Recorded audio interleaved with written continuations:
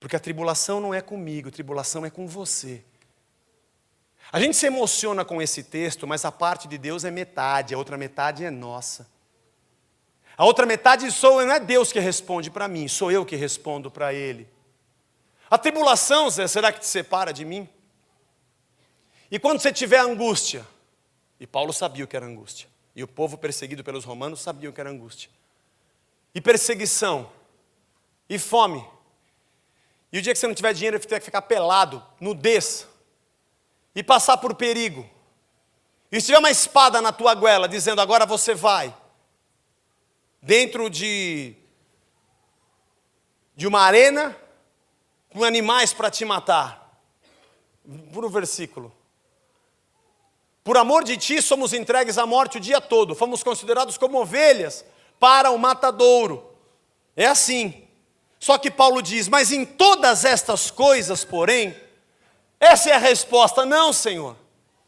Se vier tribulação, fome, espada, perigo, nudez, se vierem coisas contra mim, eu vou dizer que eu sou mais do que vencedor por Cristo Jesus. Da minha parte, eu também não vou quebrar. Quebrar aliança não é você sair da casa da rocha e eu ficar triste com você porque você saiu debaixo da minha Zetaflex. Não é isso não, gente. Eu repito com as letras maiúsculas, isso é baboseira. Se um dia você sair daqui e for atropelado, não adianta orar e falar, Zé Bruno, aonde estás? Me cobre agora com o teu manto. Que Zé Bruno? Quem te cobre é o sangue de Jesus Cristo, que foi derramado de graça, e eu e você não podemos pagar. E eu e você não conseguimos recompensar, porque não tem como.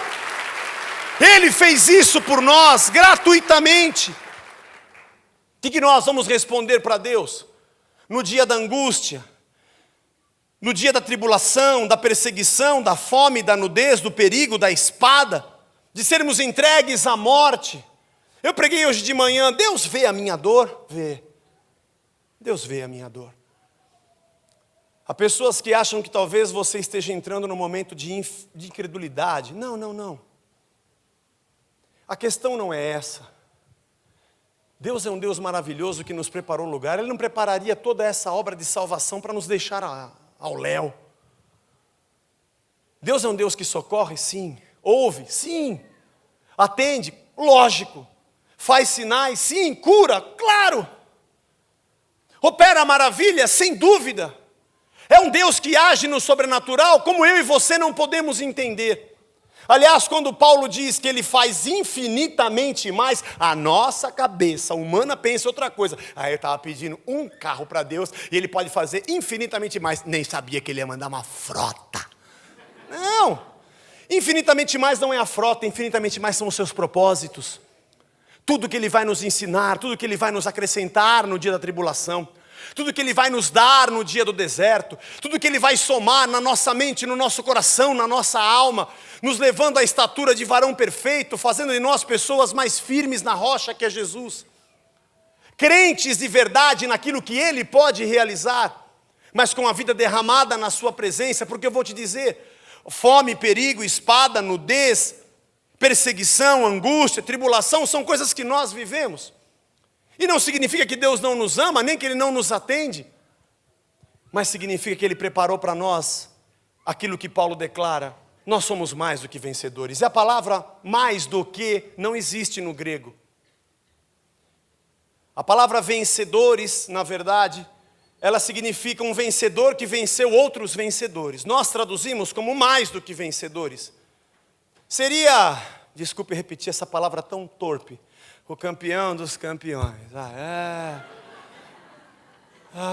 Tem que usar uns exemplos às vezes que abstrai a pessoa do espiritual, mas tudo bem. Tive que falar. Mas alguém que está acima de qualquer coisa. E a nossa alegria vem exatamente do amor de Deus, que nós não podemos explicar, que não nos separa, que não nos despede, que não nos manda embora.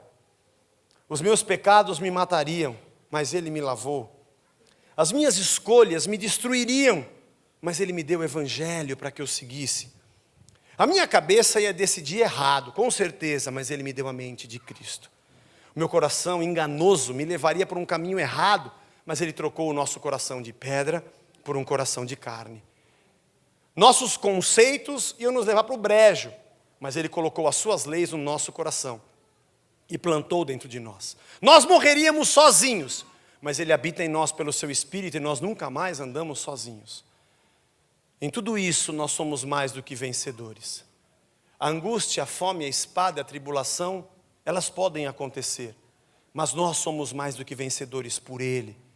Esses homens que viveram isso, esse Paulo que escreveu isso, perdeu a vida por pregar o Evangelho.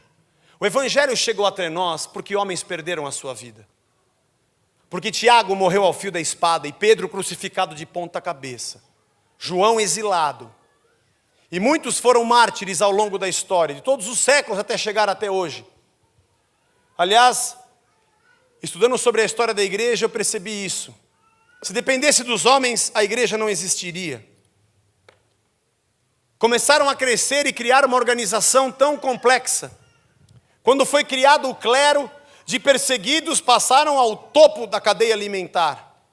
Ricos com o império pagando tudo, com suas vestes, com o seu ouro. A igreja se desviou tanto do seu caminho.